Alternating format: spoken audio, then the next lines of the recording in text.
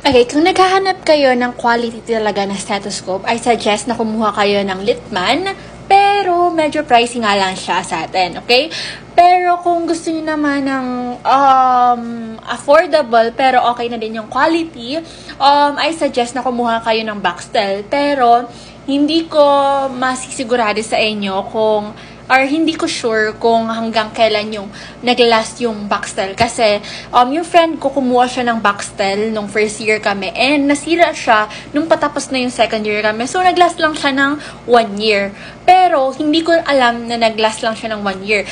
Baka sabi niya sa akin nun, kakakuha ko lang din ng stethoscope na Baxtel. Kasi nung first year kami, lagi lang ako humihiram sa kapatid ko na nurse din. Kasi wala akong budget, no? Pero if gusto nyong kumuha ng Littmann na stethoscope, pwede nyong i-check itong kung saan nag-order yung kapatid ko dito.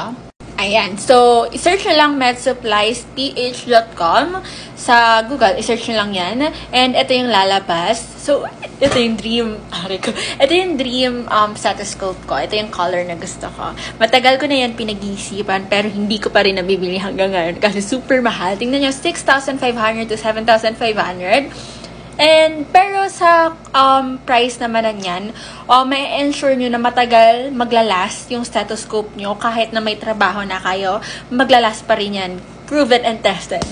And, sa Littmann, dito sa Med Supplies PH, I think free yung engraving nila kasi sa ate ko free yung engraving. Pwede nyo ipalagay yung pangalan nyo dyan sa dito sa may side. And, hindi ko alam kung yung price ng stethoscope is patagal ng patagal nagmamahal. Kasi sabi sa akin ng kapatid ko nung nag-order siya dito, meron atang siyang ginamit na code. Wait, hanapin ko kung mahanap ko pa yung code. Pero may ginamit siyang code and then nakuha niya lang ata for 4 or 5 and then shipping fee.